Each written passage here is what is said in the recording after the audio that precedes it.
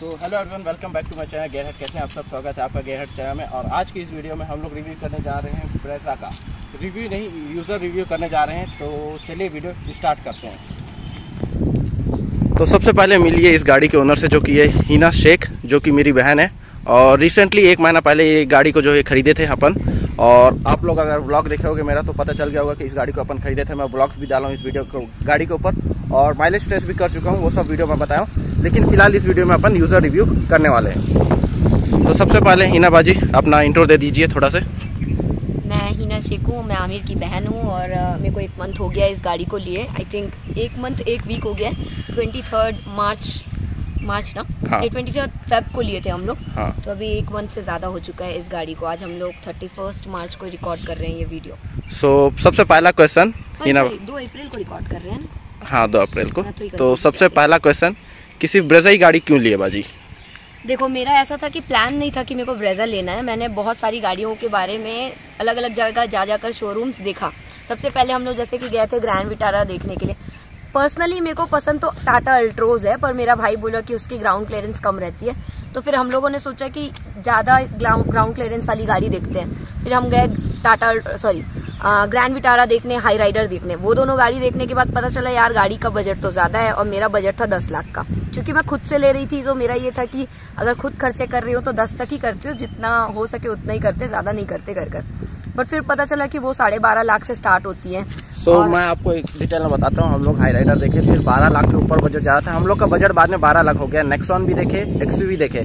हम लोग का मन था कि पेट्रोल में लेंगे तो हाई राइडर लेंगे, या तो फिर ग्रैंड विटारा, और डीजल में लेंगे तो नेक्सॉन लेंगे या एक्सयूवी 300 लेंगे। लेकिन एक्सयूवी 300 का बेस मॉडल ओवर प्राइस लगा अपने को, और नेक्सॉन का डीजल का बेस मॉडल जो है वो भी अपने को ओवर प्राइस लग रहा था। फिर हम लोग सोचे पेट्रोल में लेंगे, तो पेट्रोल में उसका इंजन मजेदार नहीं है। तो पेट्रोल में बेस्ट इंजन अपने को लगा ये। हम लोगों ने वैसे तो रेनॉल्ट का काइगर भी देखा था, रेनॉल्ट का काइगर भी बुक कर लिए थे, उसको चला के भी देखे, ठीक लगा। लेकिन उसका जब यूजर रिव्यू अपन देखे तो लोग बोल रहे थे कि माइलेज उतना ज़्यादा उसका नहीं है। टर्बो वेरिएंट में पावर अच्छा है, लेकिन उसका माइलेज और ज़्यादा कम है। तो ये सब दिक्कत था। और रेनॉल्ट का उतना ज़्यादा जो है अपने को हर जगह शोरूम्स नहीं मिलते हैं। तो सोचे ओवरऑल मारुति बढ़िया है, इसका जो सर्विस नेटवर्क है वो भी बहुत अच्छा है। और 4 सिलेंडर का इंजन है, 1500 सीसी का इसमें मिल जाता है पेट्रोल में, जो कि 20 का माइलेज क्लेम करता है। तो ये टोटल पूरा जानकारी था। मैं इसलिए बता रहा हूँ, इसमें मदद कर रहा हूँ वीडियो बनाने में, क्योंकि अपन दोनों साथ में ही पूरा गाड़ी लेने के लिए घूमे थे। तो ओवरऑल हम लोग के प्राइस बजट में इसका बेस मॉडल एक्चुअली आ रहा था LXI, जो कि 970 कुछ का पड़ रहा था अपने को, लेकिन अवेलेबल नहीं था, उसमें वेटिंग बहुत था। तो हम लोगों ने जो है VXI को ले लिया, जिसका प्राइस अपने को पड़ा 11,35,000 ऑन रोड। तो ये है गाड़ी। और गाड़ी में क्या क्या अच्छा लगा बाजी आपको? अपने से क्या क्या पॉइंट्स अच्छे लगते हैं वो बता दीजिए। गाड़ी में ये अच्छा लगता है कि ग्राउंड क्लियरेंस है। हाँ, SUV है तो अब वो इम्पोर्टेंट हो गया है, क्योंकि हाँ। अल्ट्रोज मेरे को पसंद थी बट मैं ले नहीं पाई उसको। हाँ। तो एक वो बहुत पसंद है। और ये अच्छा लगता है कि गाड़ी की जो सीट है वो ऊपर भी हो जाती है। जैसे कि मैं लड़की हूँ तो मेरा क्या है, ज्यादा ऊंचा देखने की जरूरत पड़ जाती है मेरे को। मैं अभी सीखी हूँ, मैं इसी गाड़ी में गाड़ी चलाना सीखी हूँ। थोड़ा दिन रिट्स में सीखी, फिर इसमें सीखी हूँ। बता दूं मैं आपको कि हिना जो है सिर्फ 5 या 6 दिन रिट्स चलाई थी, उसके बाद बस ये गाड़ी डिलीवरी ले लिया हम लोग, और उसमें बाद हिना बाजी इसी को चलाना स्टार्ट किए। और जिस फीचर्स की हिना बाजी बात कर रहे हैं वो मैं आपको दिखा देता हूँ। वो है सीट हाइट एडजस्टमेंट। इसका बेस मॉडल में ये सीट हाइट एडजस्ट नहीं आता, तो हम लोगों ने VXI ले लिया। तो ये फायदा होगा कि इसमें जो है अपने को सीट हाइट का एडजस्टमेंट देखने को मिल जाता है। एक पॉइंट जो हिना बाजी बता रहे थे वो है इसका ग्राउंड क्लियरेंस। तो SUV है तो ग्राउंड क्लियरेंस अच्छा है, और छोटा मोटा जो भी ब्रेकर है वो देखने का जरूरत नहीं पड़ता। इसका हेडलाइट्स का थ्रो कैसा है बाजी, वो बताइए। हेडलाइट का थ्रो उतना अच्छा नहीं, उतना पावरफुल नहीं है। ऐसा लग रहा है कि इसको अपग्रेड कर इसका टॉप मॉडल का ही लगवा लेना चाहिए था, क्योंकि इसमें अभी प्रोजेक्टर लैंप नहीं लगा हुआ है। नहीं, प्रोजेक्टर लगा है, लेकिन सिंगल प्रोजेक्टर लगा हुआ है। और टॉप मॉडल में जो है डुअल प्रोजेक्टर आता है। और सिटी में चलाते थे तो उतना पता नहीं चला, लेकिन अभी रिसेंटली कल ही हिना बाजी जो है दुर्ग से कांकेर तक चला के आया, और कांकेर से फिर कोंडागांव तक चला के आया, यानी लगभग 220 किलोमीटर का इसमें जो है सफ़र किए। तो अपने को पता चला पहला लॉन्ग जर्नी में कि इसका हेडलाइट का जो थ्रो है हाईवेज पे उतना मज़ेदार नहीं है। और अगर इसका ब्राइटनेस भी ज़्यादा नहीं है, डल टाइप का है इसका हेडलाइट, और जो इसका थ्रो है वो भी ज़्यादा दूर तक नहीं है ना। अगर आप 80-90 में चलोगे या 100 में चलोगे ना, तो आपको इतना आगे का जो है जितना दिखना चाहिए उतना विजिबिलिटी नहीं होता है। और इस वेरिएंट में फॉग लैंप्स नहीं आते। फॉग लैंप्स हम लोगों ने अलग से लगवाए शोरूम से। इसका प्राइस 5,000 का पड़ा, व्हाइट कलर के। इसमें हमने एक्स्ट्रा एक और एक्सेसरी लगाया था जो कि रेयर कैमरा है, वो भी 5,000 का पड़ा था अपने को। और अपने को जो है गाड़ी लेते टाइम गाड़ी में इतना ज़्यादा वेटिंग था, तो हम लोग को शोरूम वाले बोले कि एसेसरीज तो कंपलसरी आपको लगाना ही पड़ेगा। एटलीस्ट 10,000 का। तो हम लोगों ने जो है फॉग लैंप लगवा लिया। और सेकंड जो है, जो टॉप मॉडल में जिस तरीके से कंपनी फिटेड रियर कैमरा आता है सेम वैसे ही कैमरा को हम लोग जो है इसमें इंस्टॉल करवा लिए। हाँ, और एक जो नंबर प्लेट का जो कवर है उसको भी हम लोगों ने एसेसरीज पे लगवा लिया। और ये सब इसलिए लगवाया क्योंकि ये कैमरा और फॉग लैंप अगर बाहर से लगवाते तो वायरिंग में छेड़छानी होता, तो अपना जो वारंटी है वो ख़त्म होने का चांसेस था, इसीलिए हम लोगों ने जो है शोरूम से ही लगवा लिया। बाकी इस वेरिएंट में शार्क फिन एंटीना देखने को मिल जाता है। उसके अलावा मेरे को बूट स्पेस भी अच्छा लगता है, उतना ज़्यादा नहीं है जितना कि काइगर में था आई थिंक, पर लेकिन बहुत सही है। काइगर में रियर सीट स्पेस बहुत बढ़िया था, बाकी इसका कुछ इस तरीके से है। और हाँ, इसका बेस मॉडल में तो हेडरेस्ट भी नहीं आते थे इसका रियर सीट में, लेकिन इसमें हेडरेस्ट आते हैं और इसका बूट स्पेस अच्छा खासा है। और इसमें स्पेयर व्हील भी दिया हुआ है फुल साइज का। और पीछे से इसका लुक कैसा लगता है बाजी, आप बताओ। मेरे को पीछे का लुक काफी पसंद है इस गाड़ी का, सामने का लुक उतना नहीं पसंद है, तो पीछे का लुक ज्यादा अच्छा लगता है। पीछे का लुक जो है इसका रेंज रोवर की तरह दिखता है, हल्का हल्का। अब बहुत से लोग एग्री करेंगे, बहुत से लोग नहीं करेंगे, लेकिन फ्रंट का लुक थोड़ा अलग ही है। देख सकते हैं कुछ इस तरीके से इसका फ्रंट का लुक है। इसका एक नेगेटिव पॉइंट बता देता हूँ जो मेरे को लगा अभी तक। जैसे हिना बाजी इस गाड़ी को लेके आए तो इसको हम लोग वॉशिंग कर रहे थे, तो सबसे एक नेगेटिव पॉइंट लगा मेरे को ये ब्लैक पार्ट। इस गाड़ी में जो आप साइड से देखेंगे तो इसमें ब्लैक पोर्शन बहुत ज़्यादा दिया है, बहुत मोटे मोटे इसके क्लैडिंग है। और डोर में देखेंगे तो ये तो और भी ज़्यादा चौड़ा हो गया है। देख सकते हैं नीचे ये इतना दिया हुआ है, उसके बाद ये एक हाथ भी आएगा, उसके बाद भी ये इतना सारा, हाँ बहुत अच्छा खासा जो है ये दिया है क्लैडिंग। तो इसको जो है समय के साथ ये फेड होने लग जाएगा, इसको आपको कंटिन्यू पॉलिश करना पड़ेगा अगर आपको मेंटेन करना है तो। ये एक हो गया नेगेटिव पॉइंट। और नेगेटिव पॉइंट अपने को एक कुछ अभी लग रहा है, वो क्या लग रहा है बाजी? जब मैं गाड़ी पार्क करने के लिए आगे बढ़ाती हूँ तो यूजुअली वो एक आवाज कर रही है। तो एक्चुअली जो है ये एक्चुअली ये गाड़ी में हो क्या रहा है, इसमें जो है हिल होल्ड जो है वो दिया हुआ है, फंक्शन दिया हुआ है। तो चढ़ाव में जब भी चढ़ते हैं तो ब्रेक जो है गाड़ी ऑटोमेटिक लगा लेती है ताकि वो पीछे ना ढुल पाए। लेकिन ऐसा हो रहा है इस गाड़ी में कि अपन आगे जा रहे हैं तो ब्रेक को छोड़ नहीं रहा है, तो इंजन जो है अलग से नॉइस कर रहा है। अगर मैं आपको शायद दिखा दूं, चढ़ाव में चढ़ाते टाइम ध्यान देंगे तो एक नॉइस क्रिएट कर रहा है ना, ब्रेक्स को जो है वो छोड़ नहीं पा रहा है, तो एक इंजन से अजीब सा साउंड आ रहा है। तो एक मैं इसको 5000, अभी 1000 वाली सर्विसिंग इसकी हो गई है। मैं अकेली थी वहां पर, तब ये नहीं था, मैं लेकर गई थी, कोई इशू नहीं था उस टाइम तक। अभी बस कल ही ये पता चला है कि कल से ये आवाज कर रही है ये वाला। तो अब अगला सर्विसिंग 5000 में होगा, तो अब मैं जाकर इस बारे में दिखाती हूँ कि किस वजह से ये इशू हो रहा है। तो पहला सर्विसिंग जैसा कि बताई ही ना हो चुका है, तो सर्विस का वो कैसा था, एक्सपीरियंस कैसा था? सर्विस का एक्सपीरियंस अच्छा था। उन्होंने 5 घंटे लगा दिए, जबकि 45 मिनट्स का ही उन्होंने बोला था जनरल चेकअप होता है और उसके बाद कार वॉश ही होती है। बट लेकिन क्योंकि उस दिन काफी भीड़ थी तो टाइम जरूर लग गया। तो बहुत सी जगह सर्विस सेंटर में कई बार ऐसा भी होता है ना, बहुत सिर्फ मारुति में ही नहीं बोल रहा हूँ, बहुत से सर्विस सेंटर में जो है जनरली गाड़ियों का सर्विसिंग जो है मेन काम वो हो जाता है, लेकिन वो लोग वॉशिंग करने में ही बहुत टाइम लगा देते हैं। तो सेम उसे ही केस हुईनाबाजी के साथ भी हो, वॉशिंग में वो लोग बहुत टाइम लगा दिए तो उसके कारण लेट हुआ। और ओवरऑल एक्सपीरियंस कैसा रहा? रेटिंग अगर देना चाहो 10 में तो कितना दोगे आप? ओवरऑल तो काफी अच्छा है। मेरे को माइलेज के बारे में भी इसका पता ही था कि इसका कम रहेगा, कंपनी जैसे 20 का बोलती है, बट सिटी में अभी मेरे को हम लोगों ने कैलकुलेट किया है तो फिर 15 के आसपास दे रहा है, 14.75। अभी जब मैं वहां से दुर्ग से कोंडागांव आई हूँ तो मैंने माइलेज अभी निकाला नहीं है, लिखा तो उसमें 17.5 का आ रहा है, बट वो देगा उतना नहीं, ऑब्वियस है।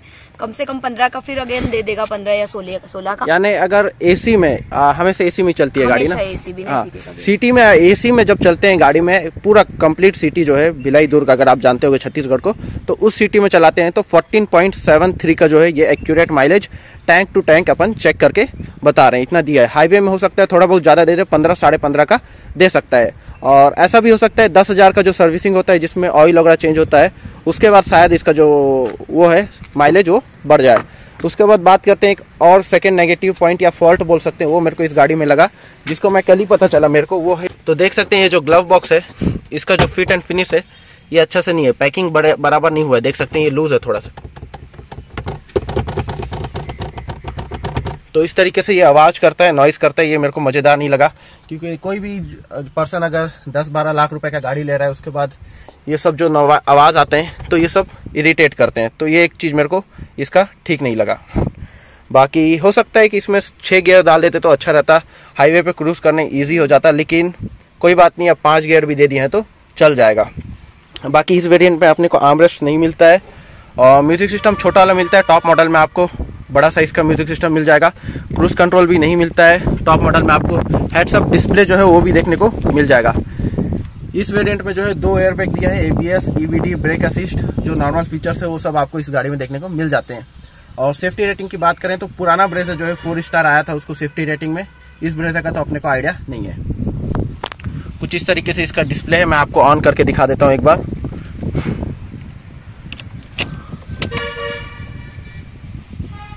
कुछ इस तरीके से इसका डिस्प्ले है, इसमें पूरे डिटेल्स दिख जाते हैं। और ये रहा इसका इंफोटेनमेंट सिस्टम। और रिवर्स पार्किंग कैमरा मैं आपको दिखा देता हूँ वो किस तरीके से दिखता है एक बार। ये रिवर्स गियर लगाया मैं,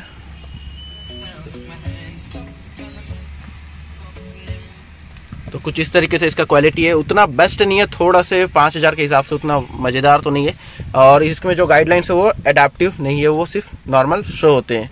तो मेरे ख्याल से ओवर प्राइस है, लेकिन वही अगर आप बाहर से करवाओगे तो वायरिंग का छेड़खानी है और फिर वारंटी आपका खराब हो जाएगा। सो बाजी एक क्वेश्चन और है, कल आप हाईवे पे चला के आए, इससे पहले तो आप उतना गाड़ी चलाए नहीं हो, लगभग 1.5 महीना पहले ही आप गाड़ी चलाना सीखे हो और इतना बड़ा गाड़ी चलाते हो, तो क्या सजेशन देना चाहोगे? जो भी नए सीखते हैं तो इतना बड़ा गाड़ी चला सकते हैं कि नहीं चला सकते हैं? कोई दिक्कत आपको फेस करना पड़ता है? मैं शुरू में सीख रही थी रिट्स में मैं 5-6 दिन सीखी। तो रिट्स क्या है, छोटी गाड़ी कॉम्पैक्ट है। अब मैं इसको जब चलाने लग गई मेरे को समझ में ही नहीं आ रहा था किधर मोड़ना है किधर करना है, तो एक ये इशू मेरे को फेस हो रहा था। बट अगर आप स्टार्ट कर रहे हैं सीखना और आप पहले से ही बड़ी गाड़ी में सीखेंगे तब तो आपको ये इशू होगा ही नहीं, क्योंकि आप पहले से इसमें सीख रहे हैं। और अदर देन दैट मैं ये बोलूंगी कि इनिशियली लगता है कि बहुत डरावना है सीखना, या आप क्या करोगे सिचुएशन में, जैसे कि ट्रैफिक आ गया, सिग्नल रेड है और ग्रीन होने वाला है, ये सारी सिचुएशन में मेरे को भी डिफिकल्टी होती थी। बट लेकिन विद टाइम अब मैं अच्छे से सब सिचुएशन पे हैंडल कर रही हूँ और अब तो मैं खुद हाईवे में चला कर ले आई हूँ, तो फिर मेरे को कॉन्फिडेंस भी बढ़ी है। और 150 किलोमीटर का जैसा सफर था, हाँ। तो उसमें थकान वकान हुआ, कैसा था ओवर हैंडलिंग, माइलेज तो वाइलेज? मैं 3 घंटे लगातार चला कर आई, उसके बाद मेरे भाई को मैंने चलाने को दिया था घाटी पे, क्योंकि मेरे को घाटी के लिए अभी भी डर है अंदर। तो वो जो मैं 3 घंटे चलाई उसमें गाड़ी में मेरे को थकावट गाड़ी के अंदर तो नहीं लगा, जब मैं उतरी तो मेरा राइट वाला जो लेग है वो उसका नी कैप जो है वो पेन हो रहा था, क्योंकि इतना ज्यादा मैंने एक्सेलरेटर का यूज वगैरह किया नहीं था कभी। डेली यूजुअली मेरा 40 to 30 किलोमीटर ही रनिंग है, बट उस दिन मैंने 150 किलोमीटर चलाया था, तो वो मेरे लिए थोड़ा ज्यादा था डेली से, और वो फर्स्ट टाइम भी था। बट अदर देन दैट अच्छा है। बट एक मेरे को ये लग रहा था कि जब मैं ओवरटेक करती थी गाड़ियों को, और जब मैं 4th गियर 5th गियर में भी हूँ बट मैं ओवरटेक कर रही हूँ, तो बहुत एक्सेलरेटर दबाने के बाद भी ये गाड़ी स्लो ही आगे बढ़ती है। इसके अंदर उतना अच्छा पिकअप का पावर नहीं है, ये मेरे को एक लगा है। यानी इंजन का परफॉर्मेंस उतना मजेदार नहीं था। हाँ। अब हो सकता है ज्यादा होगा या सर्विसिंग के बाद खुल जाए, या हो सकता है एसी के बाद परफॉर्मेंस नहीं दे रहा था, लेकिन कुछ भी कारण था, लेकिन उतना परफॉर्मेंस जो है मजेदार नहीं लगा। वो देखो भी फील हुआ ना जब चलाया। अब मेरे को फील इसलिए हो सकता है, मेरे को इसलिए लगा क्योंकि मैं जनरली जो है डीजल गाड़ी चलाता हूँ, और डीजल गाड़ी में जो है टॉर्क ज्यादा होता है, और पावर टू वेट रेशियो के हिसाब से देखा जाए तो ये 102 bhp प्रोड्यूस करती है, और गाड़ी जो है बड़ी गाड़ी है, हो सकता है वेट ज़्यादा, इसके कारण जो है पावर कम लग रहा होगा, और इसमें टर्बो इंजन आता नहीं है। तो हो सकता है, मैं तो बहुत से गाड़ियाँ चलाया हूँ इसलिए मेरे को ये अंडर पावर लग रही थी, लेकिन हिना बाजी पहली बार यानी किसी गाड़ी को ऑन किया और इसी गाड़ी को वो ज़्यादातर चलाए हैं, तो हिना को भी पावर का कम हुआ। तो मेरे को ऐसा लगता है कि अगर आप परफॉर्मेंस के लिए देख के गाड़ी ले रहे हैं तो इस गाड़ी को आप ना लें, क्योंकि ये उतना परफॉर्मेंस ओरिएंटेड गाड़ी नहीं है। होने के लिए तो इसमें 4 सिलेंडर दिया हुआ है, 1500 सीसी है, लेकिन जो है गाड़ी माइलेज भी अच्छा खासा निकाल के देती है, उतना ज़्यादा कैपेसिटी होने के बाद भी। तो कहीं ना कहीं आपको जो है पावर में थोड़ा सा ड्रॉप फील होगा। और इसका स्टीयरिंग फीडबैक कैसा है नवाजी? स्टीयरिंग कैसा फील हार्ड होता है, हाई स्पीड पे नहीं होता है? स्टीयरिंग में ये है कि वो जब आप रोटेट कर दो तो वापस अपने पोजीशन पर उतना नहीं आता है। हाँ, तो इसका जो स्टीयरिंग है वो ऑटोमेटिक यानी जो सेंटर पे नहीं आ पाता, खासकर स्लो स्पीड पे। हाई स्पीड पर आएगा तो हो सकता है थोड़ा बहुत आ भी जाए, लेकिन स्लो स्पीड पे तो बिल्कुल ही ऐसा लगेगा पूरा डेड स्टीयरिंग है इस तरीके से। और मैं भी इस गाड़ी को चलाया तो मेरे को भी थोड़ा सा एक दिक्कत लगा कि हाई स्पीड पे भी इसका स्टीयरिंग जो है बहुत ज़्यादा लाइट रहता है ना, एकदम लूज रहता है ना। थोड़ा बहुत तो हार्ड होना चाहिए लेकिन उतना नहीं होता है, यानी सेफ्टी के हिसाब से उतना मजेदार नहीं है, क्योंकि अगर आप थोड़ा से भी वेट डाल दोगे 80-90 की स्पीड में तो स्टीयरिंग तुरंत जो है वो मुड़ जाएगा। ये एक मेरे को लगता है नेगेटिव पॉइंट इस गाड़ी का है। बाकी प्लस देखा जाए तो मेरे को लगता है इसका बिल्ड क्वालिटी अच्छा है, माइलेज अच्छा है, और मारुति का नेटवर्क वो अच्छा है, ग्राउंड क्लियरेंस अच्छा है, और सबसे मेन बात ये गाड़ी इस प्राइस सेगमेंट में वैल्यू फॉर मनी मेरे को लगती है। एग्री करोगे हिना बाजी?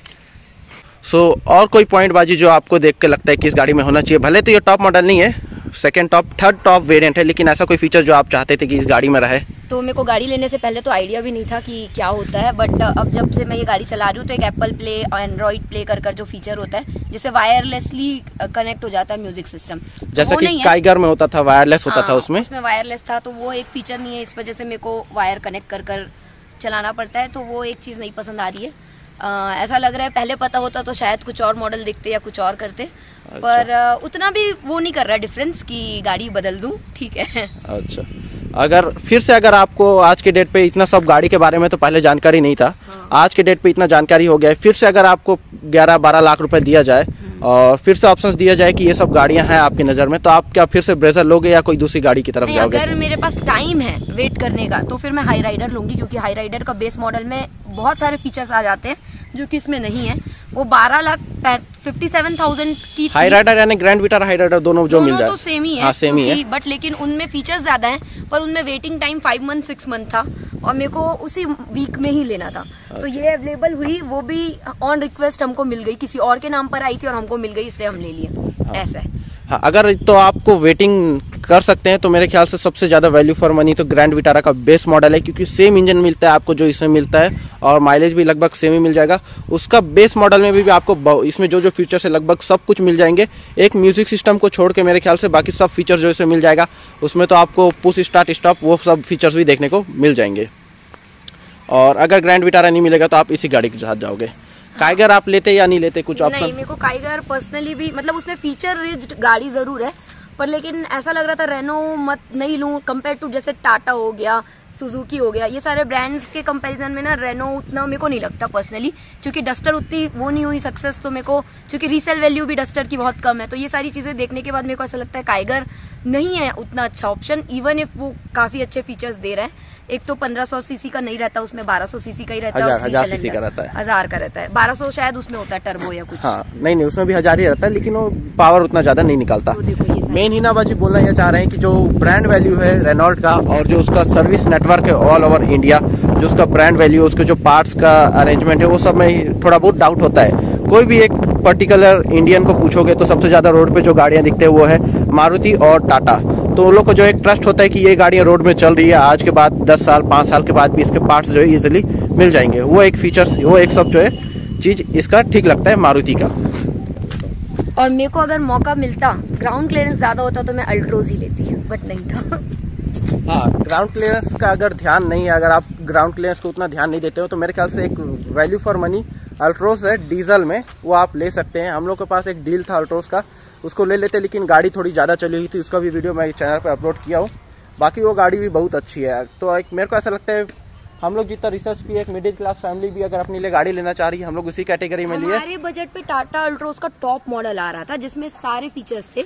हाँ, बहुत खुश भी थी, बस 1140 कुछ का अपने को पड़ रहा था, आफ्टर कुछ उसमें अपने को डिस्काउंट मिल रहा था उसके बाद, तो ग्राउंड क्लियरेंस एक अपने को लग रहा था, उसके बाद ही हम लोग उसको ले रहे थे, लेकिन बाद में फिर मेन इशू ये है कि मैं न्यू सीखी हुई हूँ। मैं मतलब जब हम टाटा अल्ट्रोज लेते गए थे तब तक तो मेरे को गाड़ी चलानी आती भी नहीं थी, तो फिर उस टाइम पे मैं अल्ट्रोज ले लेती, ग्राउंड क्लियरेंस कम था तो फिर काफी इशू होता। हाँ, सिटी में कई बार ऐसा होता है, आप भीड़ भड़ाके में चल रहे हो, आपको दिखता नहीं। एक तो जो भिलाई दुर्ग है वो अंडर कंस्ट्रक्शन सिटी है, बहुत से उसमें रोड बन रहे हैं, बहुत बड़ा ब्रेकर है, और कई बार आपको उतना दिख नहीं पाता है सामने में कैसा सिचुएशन है, कहीं से निकाल रहे हो, और खासकर अगर आप नया सीख रहे हो तो आपको दिक्कत होता है ये सब देखने में। तो नया सीख रहे हो तो एसयूवी मेरे ख्याल से एक बेस्ट ऑप्शन है आपके लिए। तो दोस्तों फिलहाल वीडियो में इतना ही। होप आपको वीडियो पसंद आया होगा। वीडियो पसंद आया तो वीडियो को लाइक कर दें, और ऐसे इंटरेस्टिंग वीडियोस देखने के लिए चैनल को सब्सक्राइब कर लें। और कुछ भी डाउट होगा आपके मन में, कुछ भी सवाल होगा, उसको कमेंट करके आप कमेंट सेक्शन में पूछ सकते हैं। बाकी इंस्टाग्राम हैंडल शो रहेगा मेरा भी और हिनाबाजी का, आप इंस्टाग्राम पे हमें फॉलो कर सकते हैं। मिलता हूँ आपसे नेक्स्ट वीडियो में। Till then tata, bye bye, stay safe, stay healthy, ride hard, ride safe, bye bye. So दोस्तों गाड़ी में जो है फर्स्ट गियर में डाल दिया हूँ, यहाँ पे थोड़ा सा हील है, देखते हैं कि गाड़ी चढ़ पाती है या नहीं चढ़ पाती है। अगर नॉइज आता है तो मैं आपको सुनाऊंगा अभी। वैसे तो मैं थोड़ा सा अभी जाके यहाँ पे रोकता हूँ, पहले चढ़ाव में तो रोक दिया हूँ, ब्रेक छोड़ दिया हूँ, देख सकते हैं गाड़ी पीछे नहीं जा रही है। थोड़ा देर रुकी थी, यानी 4-5 सेकंड जो है गाड़ी रुकती है। हिल होल्ड का जो फीचर है यही है कि कुछ सेकंड तक आपकी गाड़ी को होल्ड करके रखेगी, उसके बाद जो ये धीरे से पीछे आ जाएगी। तो आपको वो 2-3 सेकंड के अंदर में ही जो है आपको वो निकालना पड़ेगा। तो मैं एक बार पहले यहाँ जाके ये रोका गाड़ी को, अब ब्रेक को छोड़ा, अब एक्सीलेटर दिया। तो फिलहाल तो अभी उतना ज़्यादा शायद चढ़ाव नहीं था, तो इंजन जो है नॉइज़ नहीं किया।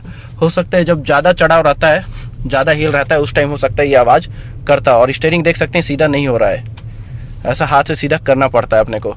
ये चीज़ मेरे को लगता है, देख सकते हैं। और अभी भी ये टर्न आ गया, मैं ये टर्न ले लिया। लो अभी गाड़ी देख सकते हैं लगभग 15 की स्पीड में, देख सकते हैं स्टीयरिंग ऐसे ही है, ऐसा छोड़ दिया ऐसा ही है। ये सीधा होता ही नहीं, एकदम डेड स्टीयरिंग है, ऐसा छोड़ दूंगा ऐसे ही रहेगा ये। तो ये चीज़ मेरे को लगता है कि इसका जो स्टीयरिंग है वो ऑटोमेटिक थोड़ा सीधा होता तो ठीक रहता है। यानी स्टीयरिंग का फील और फीडबैक उतना नहीं है। अगर आप परफॉर्मेंस और ड्राइविंग का जो जॉय रहता है, प्लेजर, उसको देख के गाड़ी लेना चाहते हैं तो मेरे ख्याल से नहीं है। एक प्रॉपर सिंपल सादा अगर आप फैमिली कार लेना चाहते हैं तो उसके लिए एक बेस्ट ऑप्शन हो सकता है।